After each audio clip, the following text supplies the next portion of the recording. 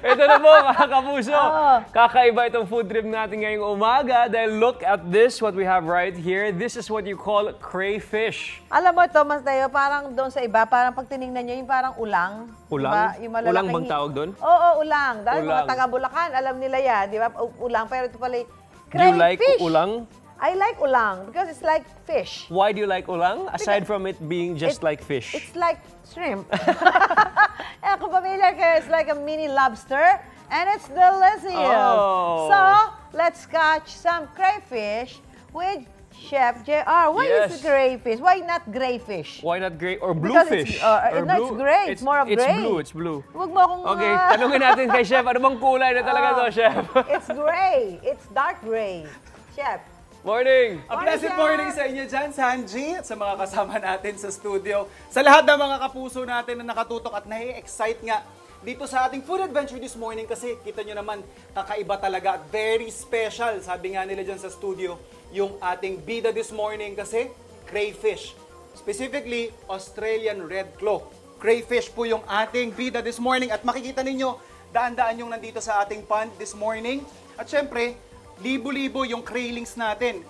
Marami tayo itong inaalagaan at eto, dahil nga medyo booming na industry ang crayfish, bumalik tayo dun sa kaibigan natin na last year, 2 tangke lang yung meron siya. Ngayon 31 tanks na yung meron siya. So kagaya ng sinabi ni Ma'am Susan, ayan, kumakawala na yung isa, halos kamukha talaga ito ng ulang. I mean, kung titingnan mo yung itsura, pag hindi mo isasama yung sipet, halos kamukha talaga ng lobster. Pero yung sipet doon parang nagkakatalo na mas mahaba kumpara sa mga may sipet na lobster. So mas ulang/lobster talaga yung itsura nito. Pero syempre kailangan malaman natin yung info paano ba to alagaan. Syempre makakasama natin yung ating kaibigan si Brother Joseph Miranda. Brother Joseph. Hello, Chef. Ito very interesting. Alam ko tumitrending din to sa social media mo di ba? Yung crayfish, paano ka ba nag-umpisa mag-alaga nito? Sa totoo lang, nagsimula lang tayo as hobby lang kasi mahilig tayo sa pets Okay. Tapos, then pinost natin sa SOCMED, tapos nag-trending. Maraming curious, ano? Mm. Pero is this something na feasible sa mga ordinary aquaculture hobbyists or farmers? Para sa akin, oo. Kasi kahit backyard farmer ka, kaya mo mag-sustain ng pang personal food consumption. At least yung pang sa inyo lang muna, kahit no? hindi pa pang business. Pwede siya, kunyari, backyard lang. Pwede. Pero yung for this type of aquaculture, ano yung mga specific requirements? Malaki ba yung kailangan nilang i-invest para makapag-umpisa? Hindi naman masyado. Siguro malaki na para sa beginner yung 15,000 pesos kasama na yung mga craylings and yung mga equipments nila para sa tanks nila. Ayan, kasi kung makikita natin mga kapuso, ito lang naman yung mga talagang kailangan at sinisipit nga ako ngayon. Tapos aerator, no? Aerator and pure fresh water sila kaya pwede talaga sila sa backyard. Okay, so itutuloy ko yung ating kwentuhan, brother, kasi syempre interested din tayo matikman ano ba yung difference nito doon sa ulang at saka sa lobster, no? So pagluluto tayo ng special dish na tatawagan nating seafood boil. Ayan. So seafood boil basically kung ano lang din maganda dito sa recipe na to, kung ano yung available sa inyo kadalasan kasi New Orleans cuisine ito. So may mga pampalasa tayo doon sa broth, but basically literal to na ibo-boil lang, ano?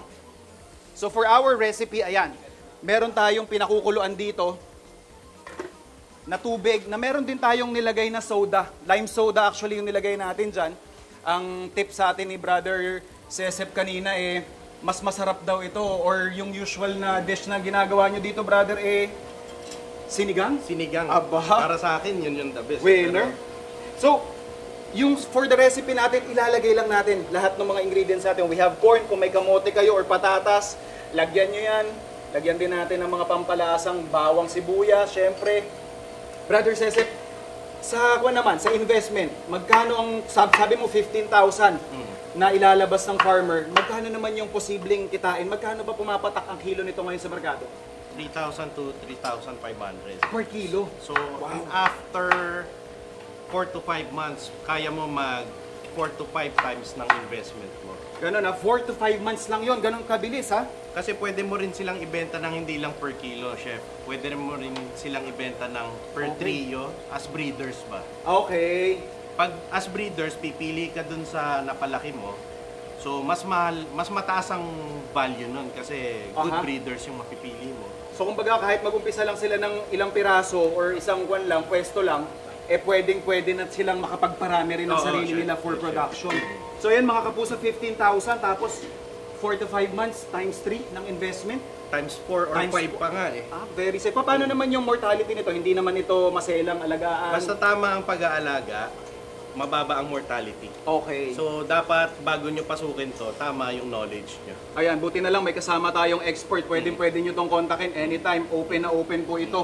At syempre, lulutuin lang natin, palalambutin lang natin yung sa dish natin. Syempre, yung mais kasi yun yung pinakamatagal maluto. And then, saka natin ilalagay yung ating crayfish, brother, no? So, eto, mga more or less, let's give it, sabi ni Brother Cesep, mga 10 to 15 minutes daw itong niluluto. At eto, yan ang magiging itsura niyan. Pwede nyo lagyan din ng lemon yan. Oh, ang laki oh. Ito lang yung difference siguro. Pero, brother, may niready tayong simpleng boodle fight, mga kapuso. Saluhan nyo na rin kami dito ni Brother Joseph. At tayo yung mag-food trip dito. Brother, yung mga kasama mo sa farm, tara, kain tayo dito. Ito, kung paano may tama bang way ng pagkain. Sige nga, pakita mo sa amin, brother. Hawakan mo yung ulo. Ulo, mainit-init pa. Mainit pa. I-twist mo. The twist. Teka, chef. Mainit. The twist. Ay, pagka-twist. Ayan. Tapos, Ika-crack kakrack yun. mo to ng pagganito. Yun. Tapos, Ayan, si ma'am. Ito, expert na ibubukas to. mo. Okay. Kabukas. Yun. Yun. Ay, Diyos ko. Buo yan. Ayan, oh. Chef, Mainit. sorry. Mainit, chef. Ito, sorry. Medyo yung kamay natin sanay sa initan. Okay. Walang special way of treating this. Rekta na. Pwede na. Basta syempre, double na lang natin. Ano? Ito mga kapuso. Taste test na natin. Buong Ito si ma'am. Oo, kasama natin. Woo! Cheers! Thank you, chef. Napaka-special naman ng Friday Food Adventure natin, ma'am. Ito na sa'yo, ma'am. Mainit eh. Ako nang bahala. Mainit ha. Ito, dahil solid yung kamay natin, kayang-kaya. Crack! Sanay Tikim. eh. Alright! Woo! Tamang-tama. Kasi di ba may red tide alert? Ito, tamang-tama, saktong-sakto for your weekend. Ito na naman yung try nyo ngayon.